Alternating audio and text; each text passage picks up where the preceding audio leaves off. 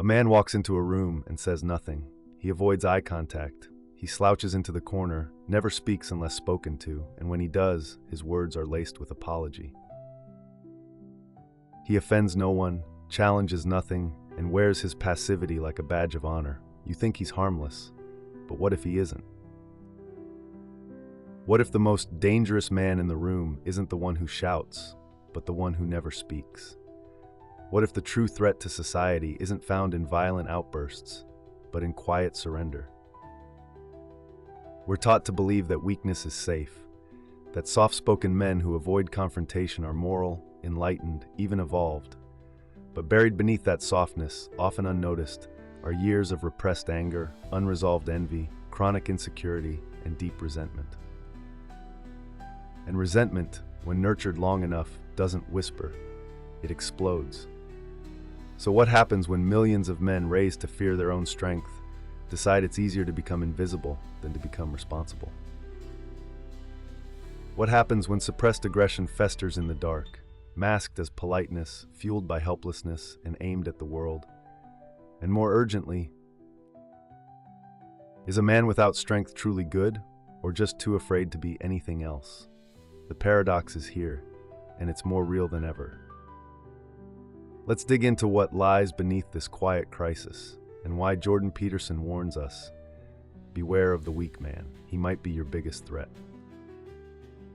You were told that being nice was enough, that being agreeable, harmless, and non-confrontational would make you lovable, safe in a world that punishes male aggression and elevates emotional compliance. But beneath this social ideal lies a festering problem modern culture refuses to confront. When men are taught to fear their power, they don't become good, they become dangerous in disguise. The 21st century man is increasingly disconnected from ancient masculine archetypes: warrior, protector, builder, king. Instead, he is taught to shrink himself.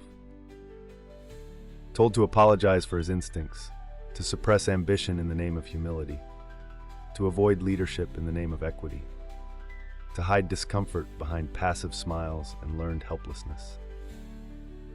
But as Carl Jung warned, every man carries a shadow, and when that shadow is denied, it rules from the dark. The weak man isn't weak because he lacks strength. He's weak because he refuses to confront it. He's been conditioned to believe that power equals toxicity, that taking up space is oppressive, that his masculinity must be shaved down into something more digestible.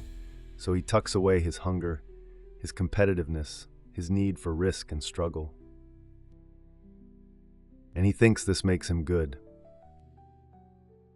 It doesn't. It makes him resentful. It makes him fragmented. It makes him a time bomb.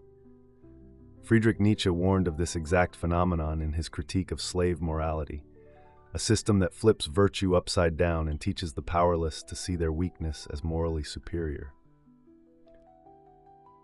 Instead of cultivating the strength to rise above their limitations, they glorify those limitations and quietly vilify those who thrive.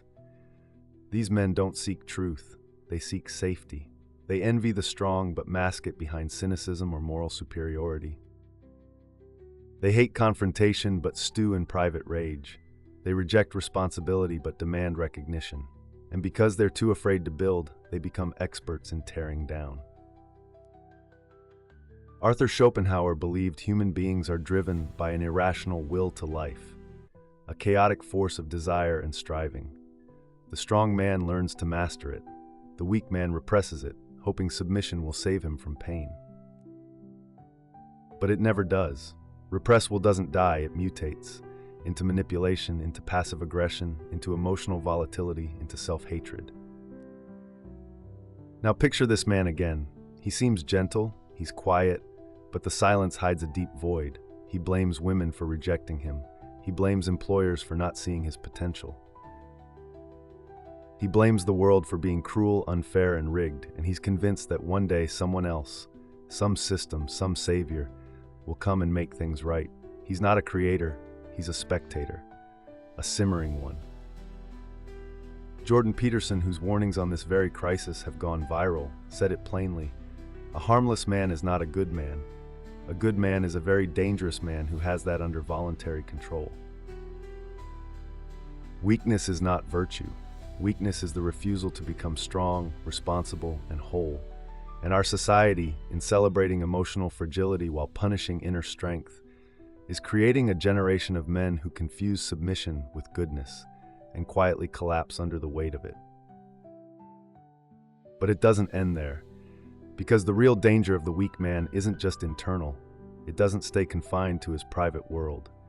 No, the danger comes when he enters relationships, communities, politics, even fatherhood, with no sense of spine, no sense of purpose, and no tools to manage the chaos within him.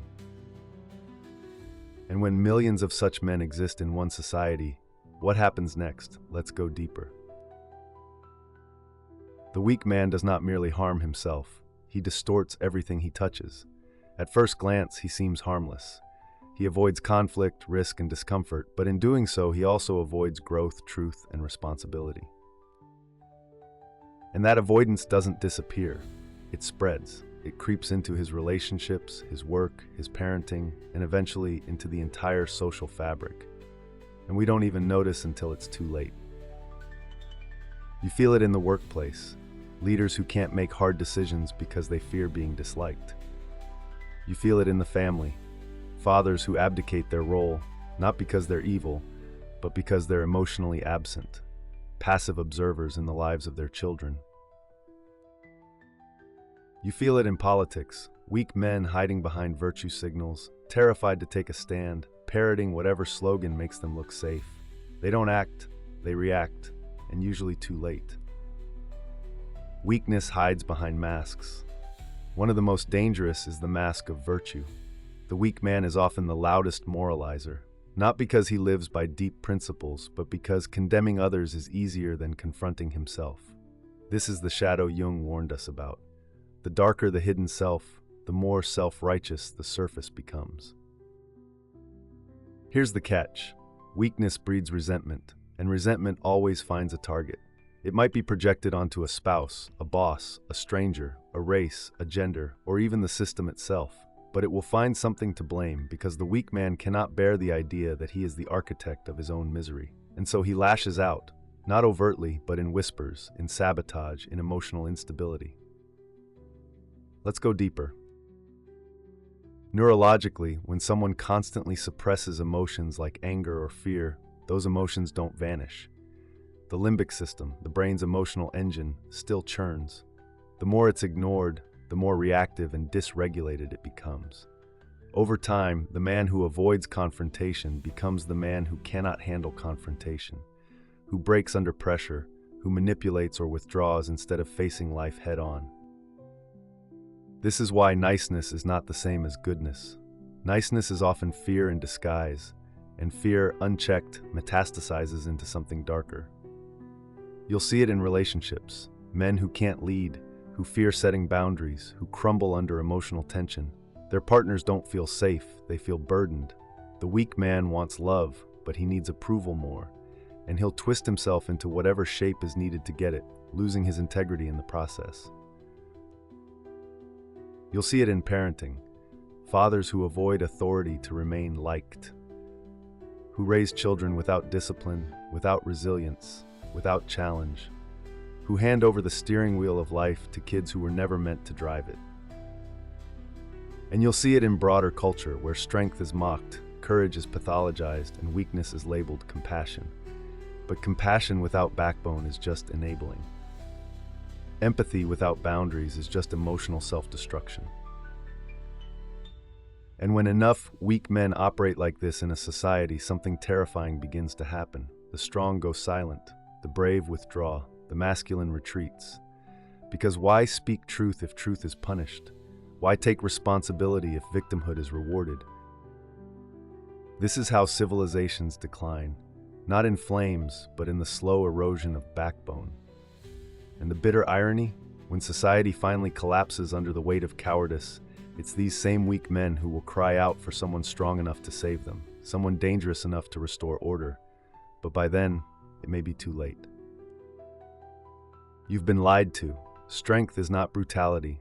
Masculinity is not toxicity. Power is not evil. And if you want to be truly dangerous in the best way possible, you must first rebel against the lie that told you otherwise. The rebellion begins within. It always does. It starts with the uncomfortable truth. You are not a victim. You are a participant. Every time you hide from responsibility, you reinforce the weakness that enslaves you. Every time you silence yourself to be accepted, you trade strength for comfort. And every time you wait for someone else to save you, you bury your own power 1 inch deeper. This rebellion is not about domination, it's about integration. Carl Jung said, "No tree, it is said, can grow to heaven unless its roots reach down to hell." To grow into wholeness, you must descend into your own chaos. You must stop pretending you're gentle when in truth you're afraid. You must face the parts of yourself you were taught to ignore: anger, ambition, aggression, not to act them out blindly, but to master them. Weakness is easy. Strength is earned. The weak man waits for approval. The strong man creates conviction. The weak man avoids confrontation. The strong man engages conflict with clarity. The weak man seeks comfort. The strong man endures discomfort to build something real. Viktor Frankl, imprisoned in Nazi concentration camps, found that the most resilient men weren't those with perfect bodies or perfect attitudes. They were the ones who had a reason to suffer. A why. A responsibility greater than themselves. This is the heart of masculine rebellion: responsibility. It is not enough to feel pain. You must channel it into structure, into discipline, into courage, into becoming the one others can depend on when the world starts shaking. You've been told your strength is dangerous. It is, and that's why it must be trained. Jordan Peterson explains that a good man is very dangerous, but remains in control. A man who fears his own aggression is a slave to it, whereas one who masters and disciplines it is trustworthy. He has become dangerous on purpose and for the right reasons: to break free, take ownership, stop outsourcing your authority, and stop apologizing for existing. Learn to say no even when it upsets others. Stand tall even when shaking, and speak truth even if your voice trembles. Embrace the rejected parts of you: the fire, ferocity, and desire to conquer. Aim your fire towards creation, not destruction. Build a body you respect, a mind that withstands chaos, and a soul that refuses to play the victim. From there, lead not with arrogance but with spine, not with violence but with vision, not with fear but with fire. This rebellion is about becoming the man who takes power over himself, not others. If you don't become strong, the world will break you. If you do, nothing can. Most men never dare to face this truth. You are not here to be safe, but to carry weight. This is not metaphor. It's biology, soul, history in your blood. You were built to hold the line when others collapse, absorb chaos, and shoulder burdens no one else will. Not because it's easy, but because it's necessary. Yet the modern world has robbed you of that calling. You've been told your strength is threatening, your voice oppressive, your leadership outdated. So you shrank, became agreeable, apologetic, harmless, trading raw masculinity for lukewarm validation, leaving life empty. What if your pain wasn't a flaw? What if your inner chaos was to be forged into meaning? The deepest truth touched by Peterson, Nietzsche, Frankl: you are not complete until you choose to suffer for something greater than yourself. Strength is not the absence of vulnerability, but the choice to stand up anyway. The world doesn't need more passive men, nor those who wait to be told what to do. It doesn't need moral cowards hiding behind buzzwords and soft smiles. The world needs men who are dangerous in the service of good, those who understand their capabilities and choose to aim upward. The weak man thinks goodness will protect him, while the strong man knows the world is chaos and becomes good to protect others. A dangerous man who chooses restraint is a fortress. A weak man who pretends to be moral is a trap. And it's not just about individual character, it's about civilization. Every society that forgot this truth has collapsed, but by men who forgot how to be men. by generations of males who outsourced responsibility, avoided risk, and drowned in comfort. Collapse begins with moral softness. It ends in fire. You are not powerless, but you are responsible for everything that happens if you refuse to act. This is why the journey towards strength is sacred, because it demands everything, and in return, it gives you back your soul. So what is the final realization? That your greatest enemy was never the outside world. It was the part of you that chose ease over excellence, silence over truth, cowardice over courage. And it dies right here. When you stop blaming, when you stop waiting, when you stop running from your own fire. There is no one coming to save you, but that's not a tragedy. That's your birthright. Because once you stop trying to be a safe man, you become the man who can carry the world. And that is what the world has always needed. Not nice men, not broken men, not fragile men, but dangerous men who walk with honor. You were never meant to be invisible. You were meant to be a force, quiet or loud, still or roaring, but undeniably present. A man who walks into the room and doesn't shrink, not because he needs to dominate it, but because he refuses to disappear inside it. But goodness without strength is fragility in disguise, and fragility breaks under pressure. So now, it's your choice. You can keep shrinking, hoping your harmlessness buys you peace, or you can rise, knowing that your strength will demand pain, pressure, and purpose, but give you something unshakable in return. Because the world doesn't need more men who hide. It needs men who carry weight, men who build when others destroy, men who protect when others flee. Men who stand firm, not because they are fearless, but because they've chosen to face fear anyway. So become dangerous, become disciplined, become the one they call when everything falls apart. And when they ask what changed, you can simply say, I stopped pretending weakness was virtue. I chose to become strong enough to be good.